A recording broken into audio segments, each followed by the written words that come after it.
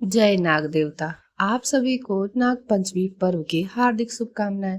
भगवान नाग देवता और भगवान शिव की कृपा आपके परिवार पर सदैव बनी रहे। आज हम सुनेंगे नाग पंचमी से जुड़ी एक अत्यंत सुंदर और भावपूर्ण कथा। बहुत समय पहले की बात है। एक नगर में धनवान सेठ अपने परिवार के साथ रहते थे। उनके 7 पुत्र थे और सभी पुत्रों का विवाह हो चुका था। घर में 7 बहुएं थीं। सभी बहुएं अपने अपने स्वभाव के अनुसार थी, लेकिन सबसे छोटी बहू सरल, दयालु, बुद्धिमान और धार्मिक विचारों वाली थी। एक दिन सावन का समय था। घर की बड़ी बहू ने कहा कि पूजा और घर की लिपाई के लिए पीली मिट्टी लानी चाहिए। उसकी बात मानकर सभी बहुएं टोकरी और मिट्टी खोदने के औजार लेकर घर से बाहर चली गई। कुछ दूर जाने के बाद उन्हें एक ऐसी जगह मिली जहां मिट्टी नरम थी। सभी बहुएं मिट्टी खोदने लगी। तभी मिट्टी के भीतर से एक सर्प बाहर आया। सर्प को देखते ही बड़ी बहू घबरा गई और उसे मारने के लिए आगे बढ़ी। तभी छोटी बहू ने उसका हाथ रोकते हुए कहा, बहन, इसे मत मारिए। इसने हमारा कोई नुकसान नहीं किया है। यह भी भगवान की बनाई हुई एक जीव आत्मा है। उसकी बात सुनकर बड़ी बहू रुक गई। सर्प धीरे धीरे एक तरफ जाकर बैठ गया। छोटी बहू ने सर्प को ओर देखकर कहा, आप यहीं रहिए, मैं आपके लिए दूध लेकर आती हूँ। यह कहकर वह घर लौट आई, लेकिन घर पहुंचने के बाद वह अपने कामों में इतनी व्यस्त हो गई कि सर्प से किया हुआ वादा उसे याद ही नहीं रहा। अगले दिन अचानक उससे पिछली बात याद आई। उसे बहुत पछतावा हुआ। वह तुरंत एक पात्र में दूध लेकर उसी स्थान पर पहुंची। वहां सर्प अब भी मौजूद था। छोटी बहू ने हाथ जोड़कर कहा, मुझे क्षमा कर दीजिए, मैंने जानबूझकर आपका वादा नहीं तोड़ा था। घर के काम में उलझकर मुझे आपकी बात याद नहीं रही। सर्प ने कहा, तुम्हें पता है, यदि तुमने मुझे केवल एक साधारण जीव समझकर बात कही होती और फिर भूल गई होती तो मैं तुम्हें दंड दे सकता था, लेकिन तुमने मुझे भाई कहकर सम्मान दिया, इसलिए आज से तुम मेरी बहन हुई। छोटी बहू ने प्रेम से कहा, भैया, मुझे किसी धन या वस्तु की आवश्यकता नहीं है। मुझे तो यह खुशी है कि मुझे एक भाई मिल गया है। मेरी बस इतनी इच्छा है कि जब भी मैं आपको सच्चे मन से याद करूं, आप मेरी सहायता के लिए जरूर आना। सर्प ने उसकी बात स्वीकार कर ली। कुछ समय बाद श्रावण का महीना आया। सेठ के घर की सभी बहुएं अपने अपने मायके जाने की तैयारी करने लगी। छोटी बहू को देखकर दूसरी बहुएं कहने लगी, तुम्हारा तो कोई सगा भाई नहीं है, तुम अपने मायके कैसे जाओगी? यह बात सुनकर छोटी बहू का मन दुखी हो गया। उसकी आंखों में आंसू आ गए। उसी समय उसके घर एक युवक आया। उसने सेठ जी से कहा, मैं आपकी छोटी बहू को अपने साथ लेने आया हूँ। मैं उसका भाई हूँ। सेठ जी को आश्चर्य हुआ, क्योंकि उन्हें छोटी बहू के किसी भाई के बारे में जानकारी नहीं थी। लेकिन युवक ने ऐसी बातें बताई जिससे सेठ जी को विश्वास हो गया। वास्तव में वह वही नाग था जिसने छोटी बहू को अपनी बहन माना था। रास्ते में उसने छोटी बहू को अपना वास्तविक परिचय दिया और कहा, बहन, घबराना मत, मैं वही नाग हूँ जिसे तुमने जीवन दान दिया था। मैंने तुम्हें बहन माना है और आज तुम्हें अपने घर लेने जा रहा हूँ। छोटी बहू ने भगवान का स्मरण किया और अपने भाई के साथ आगे बढ़ गई। कुछ समय बाद वे नागलोक पहुंचे। वहां की सुंदरता और अद्भुत संपत्ति देखकर छोटी बहू आश्चर्यचकित रह गई। चारों ओर चमकते रत्न, मणियां और सुंदर भवन दिखाई दे रहे थे। नाग अपने परिवार के पास पहुंचा और अपनी माता से कहा, माता, यह मेरी बहन है। इसने संकट के समय मेरे प्राणों की रक्षा की थी, इसलिए मैं इसे अपने घर लेकर आया हूँ। नाग माता ने छोटी बहू को स्नेह से गले लगा लिया। उसके साथ परिवार के सभी सदस्यों ने बहुत प्रेम से व्यवहार किया। छोटी बहू वहां कुछ समय तक प्रसन्नता पूर्वक रहने लगी।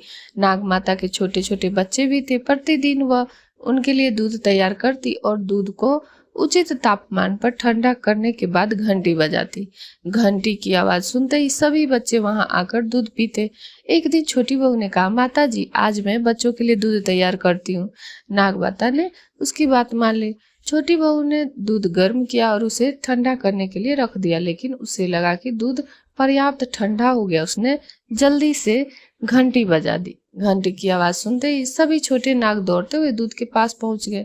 दूध अभी पूरी तरह ठंडा नहीं हुआ था। उसे पीने से कुछ बच्चों की परेशानी हुई और उनके फनों पर जलने की निशान आ गए। यह देखकर नाग परिवार के कुछ सदस्य छोटी बहू से नाराज हो गए। उन्हें लगा कि उसकी जल्दबाजी के कारण बच्चों को चोट लगी है। छोटी बहू बहुत दुखी हुई और उसने हाथ जोड़कर क्षमा मांगी। नाग माता ने परिवार के सदस्यों को समझाया कि छोटी बहू से यह गलती जानबूझकर नहीं हुई है, उसने तो प्रेम से बच्चों की सेवा करने का प्रयास किया था। नाग माता की बात सुनकर सभी का क्रोध शांत हो गया। छोटी बहू ने भी भविष्य में अधिक सावधानी रखने का वचन दिया।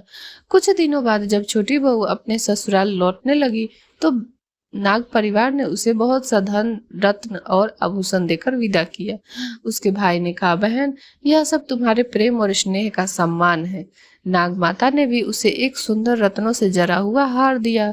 छोटी बहू अपने घर वापस आई। उसके साथ आए बहुमूल्य रत्नों और आभूषणों को देखकर परिवार के लोग हैरान रह गए। उसकी बड़ी बहू ने मजाक में कहा, जब तुम्हारे भाई ने इतना धन दिया तो सोने की झाड़ू भी दे देता, जिससे तुम्हारे घर की सफाई होती। यह बात नाग भाई तक पहुंची तो उसने अपनी बहन के लिए सोने की झाड़ू भी भिजवा दी। धीरे धीरे उस अद्भुत हार की चर्चा पूरे नगर में फैल गई। हार इतना सुंदर था कि जिसने भी देखा उसकी प्रशंसा करने लगा। जब नगर की रानी को उस हार के बारे में पता चला तो उनके मन में भी उसे देखने और पहनने की इच्छा हुई। राजा ने सैनिक को भेजकर वह हार मंगवा लिया। सेठ जी राजा के आदेश को टाल नहीं सके। उन्हें छोटी बहू से वह हार लेकर सैनिकों को देना पड़ा। हार चले जाने से छोटी बहू बहुत दुखी हुई। उसने आंखें बंद करके अपने नाग भाई को याद किया और मन ही मन पूरी घटना बता दी। कुछ ही समय बाद उसे अपने भाई की सहायता का विश्वास मिला। रानी ने जैसे ही वह हार अपने गले में पहना, अद्भुत घटना घट गई। वह हार अचानक सर्प के रूप में दिखाई देने लगा। रानी भयभीत हो गई और उन्होंने तुरंत हार उतार दिया। राजा को जब इस घटना का पता चला तो उन्होंने छोटी बहू को दरबार में बुलाया। राजा ने पूछा, तुमने रानी के हार के साथ ऐसा क्या किया था कि वह सर्प जैसा दिखाई देने लगा? छोटी बहू ने विनम्रता से उत्तर दिया, महाराज, मैंने कोई जादू नहीं किया। वह हार मुझे मेरे भाई ने प्रेम से दिया था।